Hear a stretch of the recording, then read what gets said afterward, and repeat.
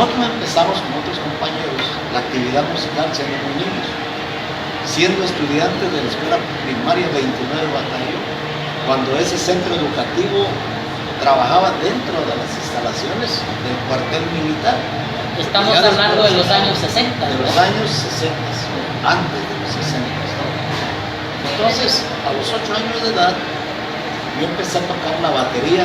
Se hacían pruebas todos los niños, porque había un niño de sexto grado que al dejar la orquesta dejaba una vacante y había que seleccionar a la gente que iba a ocupar esos espacios.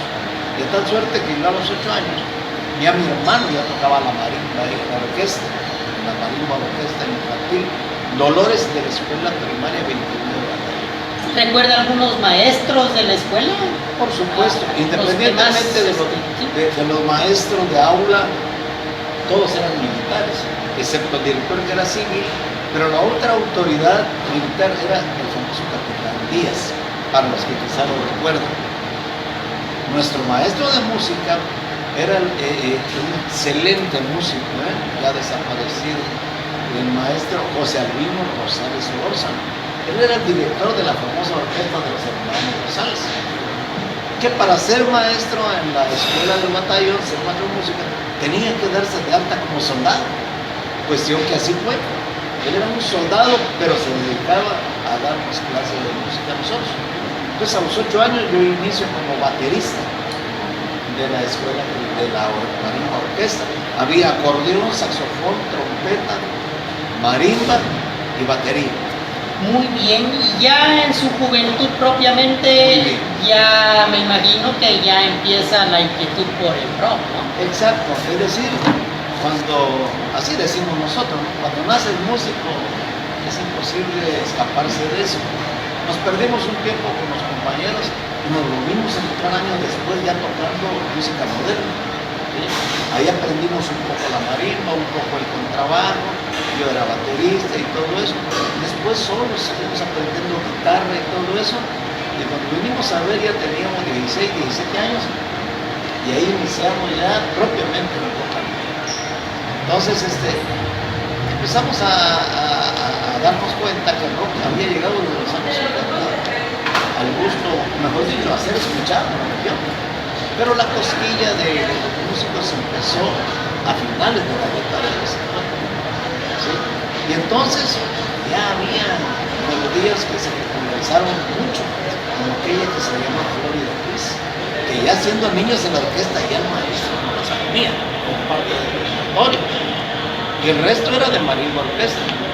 Entonces, años después, nos encontramos con los compañeros ya como rock and rolleros.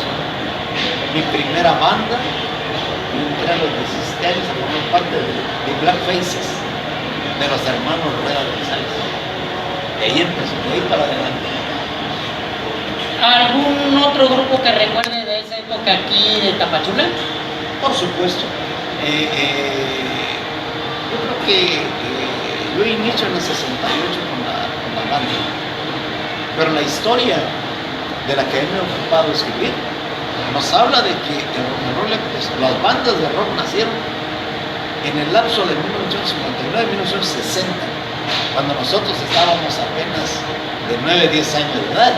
Fue cuando empieza el primer grupo de rock and roll aquí en Tapachula y en toda la costa, buena parte de Chiapas, ¿sí? de Black Faces, de los hermanos Rueda González. Ya más, muchos años después ya nosotros nos integramos, pero ellos iniciaron. Uno de esos supervivientes de esa primera banda, ojalá estará con nosotros el 30 de septiembre. Perfecto. ¿Dónde tocaban en esos años? ¿En qué lugares iban? Bueno, hubieron lugares que son emblemáticos. Recuerdo perfectamente bien que un lugar emblemático, no solamente para las bandas de rock, sino que ya eran lugares muy concurridos, el country club, ¿ya?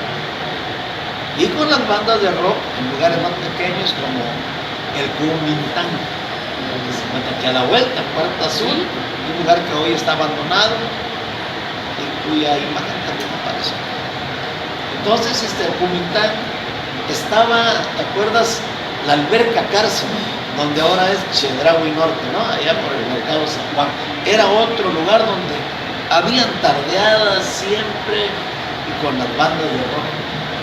Altos de Darío, y aquí en la primera poniente y sexta avenida norte, eran lugares exclusivos para la música moderna.